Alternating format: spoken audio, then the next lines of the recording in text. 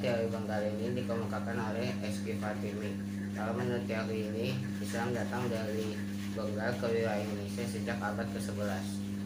Teori ini berdasarkan banyaknya para tokoh terkenal di Pasai yang merupakan keturunan dari Benggal tersebut. Nah, menurut teori Benggal ini tentang keberadaan makam Sultan Pasai yaitu Malik As-Saleh serta batu nisan Fatimah di lereng daerah Gresik juga menjadi salah satu bukti masuknya Islam dari Benggal ke dalam Nusantara. Jadi berdasarkan teori ini, keberadaan batu nisan yang terdapat di Pasai dengan Gujarat itu merupakan sebuah kekeliruan. Menurut S.Q. Fatimi, bentuk serta gaya batu nisan milik As-Saleh sangat berbeda dengan batu nisan yang ada di Gujarat. Begitu juga dengan batu-batu yang ditemukan di Nusantara. Fatimi berpendapat bahwa bentuk serta gaya batu nisan tersebut mirip dengan batu nisan yang berada di wilayah Benggal. Kelemahan teori ini juga berkenan dengan munculnya perbedaan mazhab yang dimiliki kaum muslim di Nusantara serta mazhab yang dianut oleh kaum Benggal, yaitu Teori Gujarat. Teori Gujarat ini dikemukakan G.W.J. Deroes dan dikembangkan pula oleh Snok Hurgronje. Teori ini menyatakan bahwa masuknya Islam ke Indonesia itu berasal dari sebuah daerah di anak benua India, yaitu Gujarat. Kemudian menurut Deroes mengenai pendapat tersebut itu berdasarkan kesamaan masyarakat Muslim yang bermazhab Syafi'i, dan pada saat itu menetap di Gujarat dengan orang-orang Gujarat tersebut yang datang lalu menetap di Indonesia. Lalu kalau menurut Snok Hurgronje, ketika masyarakat Muslim di Gujarat sudah kuat serta mengakar, maka sebagian dari mereka mulai melebar sayap ke wilayah-wilayah di sekitarnya termasuk ke Indonesia. Proses masuknya agama Islam ini ke Nusantara itu melalui jalur perdagangan yang dilakukan oleh para keturunan Nabi. Maka dari itu para pendakwah dari Gujarat banyak yang dipanggil dengan gelar Syarif atau Said. Itu merupakan panggilan untuk orang terhormat yang masih mempunyai garis keturunan Nabi Muhammad SAW. Jadi para pedagang dari Gujarat tersebut masuk ke Nusantara dengan berlayar melalui Selat Malaka pada abad ke-13 melalui kontak kerajaan Samudra Pasai dan pedagang yang menguasai Selat Malaka waktu itu. Pada teori ini diperkuat dengan adanya batu nisan di makam Sultan Malik Al-Saleh yang merupakan Sultan Samudra Pasai pada tahun 1297 yang bercorak khas Gujarat. Selain itu, Marco Polo mengatakan bahwa di Perlak waktu itu banyak sekali pedagang Muslim India yang ditemui. Meski seperti itu, teori ini juga memiliki kelemahan. Kelemahan dari teori Gujarat ini adalah masyarakat Muslim di Samudra Pasai pada saat itu mengandung mazhab Syafi'i. Kalau masyarakat Muslim di Gujarat lebih banyak menganut mazhab Hanafi, ketika terjadi Islamisasi di Samudra Pasai, Gujarat masih merupakan kerajaan Hindu. Teori Malabar. Pada teori ini dikemukakan oleh Thomas W. Arnold dan Morrison.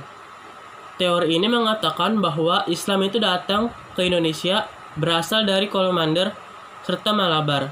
Islam waktu itu diperkirakan datang di bawah para penyebar Muslim dari pantai Coromandel di akhir abad ke-13.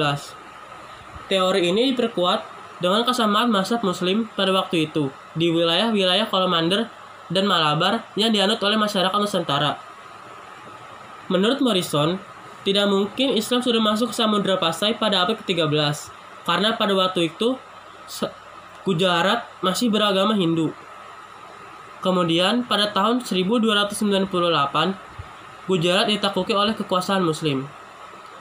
Menurut pertimbangan ini, Morrison akhirnya mengemukakan beberapa pendapatnya bahwa Islam itu bukan berasal dari Gujarat, melainkan dari penyebar Muslim dari pantai Coromandel serta Malabar yang masuk ke Indonesia. 4. Teori Persia. Kalau teori ini dikemukakan oleh Umar Amir dan juga Hussein di Janingrad. Kalau menurut pendapat mereka, Islam itu masuk ke Indonesia karena dibawa oleh Muslim Syiah Persia waktu abad ke-7 Masehi. Teori tersebut didukung oleh beberapa bukti. Salah satunya adalah sebuah peringatan 10 Muharram atau Asyura atas wafatnya cucu dari Nabi Muhammad SAW, yaitu Hussein. yang kebetulan pada waktu itu sangat dijunjung oleh umat Muslim Syiah di Iran. Tetapi teori ini juga mempunyai kelemahan. Jika dikatakan Islam masuk dari abad ke-7, maka kekuasaan Islam di Timur Tengah masih dalam genggaman Khalifah Umayyah yang terletak di Makkah, Damaskus, serta Baghdad. Jadi sangat tidak memungkinkan bagi para ulama untuk menyokong penyebaran agama Islam secara besar-besaran di Indonesia. 5. Teori Arab atau Mekah. Menurut teori Arab ini, Islam itu datang langsung dari sumbernya, yaitu Arab. Nah, teori ini banyak sekali dianut oleh para ahli yang intens akan kajian Islam di Asia Tenggara. Di antaranya yaitu Van der Anthony, Haji Jones TW, Arnold Buya, Hamka M. Yunus, Jamil Naquib, dan Atas Crawford. Teori tersebut meyakini bahwa Islam masuk ke Indonesia pada abad ke-7 Masehi. Para musafir dari Arab yang mempunyai semangat dalam menyebarkan Islam termasuk ke wilayah Nusantara ini. Teori ini juga didukung dengan bukti bahwa pada tahun 674, tepatnya pada sekitar abad ke-7, di daerah pantai Sumatera sudah terdapat perkampungan Islam atau Arab.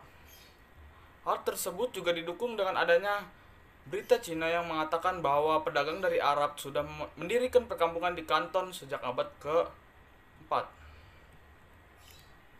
Untuk bukti berikutnya yaitu kesamaan mazhab yang dianut para penduduk muslim di Samudra Pasai dengan mazhab Syafi'i yang dianut muslim Makkah. Para pakar sejarah yang mendukung akan teori ini juga mengatakan bahwa pada abad ke-13 telah berdiri kekuasaan politik Islam. Jadi masuk ke Islam ke Nusantara itu terjadi jauh sebelum yaitu abad ke-7. Yang berperan besar dalam proses penyebarannya yaitu bangsa Arab sendiri. Teori Cina. Teori ini dikemukakan oleh Slamet Mulyana serta Sumanto Al-Qurtubi. Pendapat dari teori ini, masuknya Islam ke Indonesia dibawa oleh perantau Muslim Cina yang datang ke Indonesia. Dasar dari teori ini, terjadinya perpindahan orang Muslim Cina dari Kanton ke Asia Tenggara, khususnya ke Palembang di tahun 879 Masehi. Selain daripada itu, terdapat catatan Cina yang mengatakan bahwa pelabuhan-pelabuhan di Nusantara pertama kali ditempati oleh pedagang-pedagang yang berasal dari Cina. Untuk bukti lainnya, menurut pendapat teori ini, terdapat adanya masjid-masjid tua berarsitektur bangunan Cina di Jawa. Raja Pertaba Demak yaitu Raden Patah yang berasal dari keturunan Cina, dan gelar Raja-Raja Demak yang ditulis memakai istilah Cina.